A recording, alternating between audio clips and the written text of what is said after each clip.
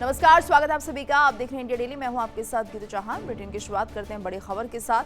Hormuz जलडमरू मध्य में बढ़ते तनाव के बीच दुनिया की नजर सिर्फ तेल के टैंकरों पर नहीं बल्कि ईरान के परमाणु कार्यक्रम पर भी टिक गई है। सवाल बड़ा है, और क्या ईरान अब परमाणु हथियार बनाने की दिशा में आगे बढ़ सकता है, ये समझा जाए। अमेरिका और इजरायल को लंबे समय से आशंका रही है कि तेहरान अपने परमाणु विकल्प खुले रखना चाहता है।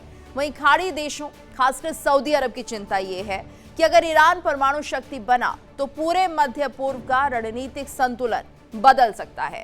रिपोर्ट्स के मुताबिक ईरान के पास 60% तक संवर्धित यूरेनियम का बड़ा भंडार मौजूद है, और यह स्तर सामान्य परमाणु ऊर्जा जरूरतों से कहीं ज्यादा है, और इसी वजह से अंतर्राष्ट्रीय एजेंसियां इसे लेकर सतर्क हैं। हालांकि परमाणु बम बनाने के लिए सिर्फ संवर्धित यूरेनियम काफी नहीं होता।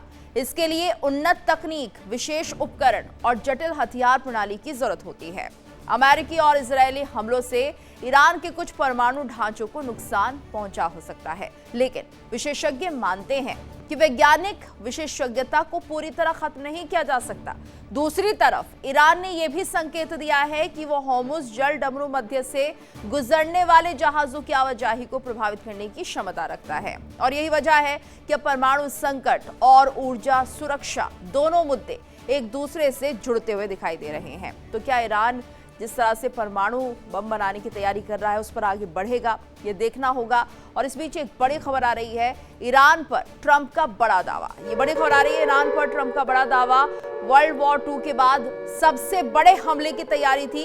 ईरान ने कहा, प्लीज हमला मत कीजिए, मैं डील करना चाहता हूं, लोगों को मारना नहीं। ट्रंप ने ये कहा है। तो ईरान के पास न्यूक्लियर वेपन नहीं हो सकता। तो देखिए जिस तरह से ट्रंप का ये बयान सामने आया है, और ऐसे में ईरान को एक बार फिर से कहीं ना कहीं लाचार बताते हुए ट्रंप नजर आ रहे हैं। क्या कुछ कहा, सुनाते हैं आपको। I'd rather make a deal because I don't want to kill people. I do not want to kill people. But at some point we were set for the biggest attack of any attack, and we've hit them very hard for the last few months. But we were all set for the biggest attack since World War II. And they called me and they said, please don't do it, let's talk. And then they said, we never said that. You know what? The fake news knows they did say that, but we are talking, let's see what happens. But they respect us. They respect us. It's been 47 years, but really it's been 50 years because they've been saying 47 for 3 years. It's been 50 years. And no other president has done what you should have done a long time ago, because Iran cannot have a nuclear weapon. Can't have it. और वहीं Iran की खाड़ी देशों को सीधी चेतावनी। Iran की खाड़ी देशों को सीधी चेतावनी। यूएस का नया हमला हुआ तो जवाब पूरे खाड़ी क्षेत्र में मिलेगा। ऊर्जा ठिकानों और अमेरिकी संपत्तियों को निशाना बनाने की चेतावनी। अरागची ने सऊदी, कतर और तुर्की से ट्रंप पर दबाव डालने को कहा है। तो सैन्य कार्रवाई नहीं, कूटनीति अपनाइए, ये ईरान की तरफ से बात कही जा रही है। जवाबी कार्रवाई के लिए तैयार, लेकिन बातचीत को प्राथमिकता दी जाएगी। तो ईरान की तरफ से भी बात सामने आ चुकी है कि यहाँ पर जवाबदेही तो होगी ही, जवाब भी दिया जाएगा, लेकिन बातचीत को प्राथमिकता हम दे रहे हैं। अरागची ने सऊदी, कतर और तुर्की से ट्रंप पर दबाव डालने को कहा है।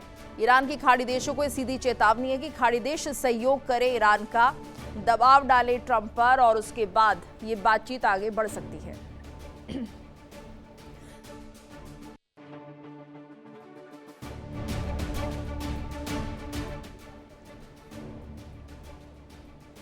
तो देखिए ईरान की खाड़ी देशों को ये सीधी चेतावनी है, और यूएस का नया हमला हुआ तो जवाब पूरे खाड़ी क्षेत्र को मिलेगा। एक तरह से धमकी है ईरान की तरफ से। तो क्या कुछ ईरान के दिमाग में चल रहा है, और अब इसमें खाड़ी देश किस तरह से इन्वॉल्व हो रहे हैं, ये तमाम ऐसे पहलू हैं जिनको लेकर अब कहीं ना कहीं ये चर्चा जरूर बनती है कि आखिर अब भविष्य क्या है। देखिए इंडिया डेली 24/7 अब आपके स्मार्ट टीवी पर। इंडिया डेली मौजूद है सभी डिजिटल प्लेटफॉर्म पर लाइव और लगातार। इंडिया डेली 24/7 हर दिन राष्ट्र को समर्पित।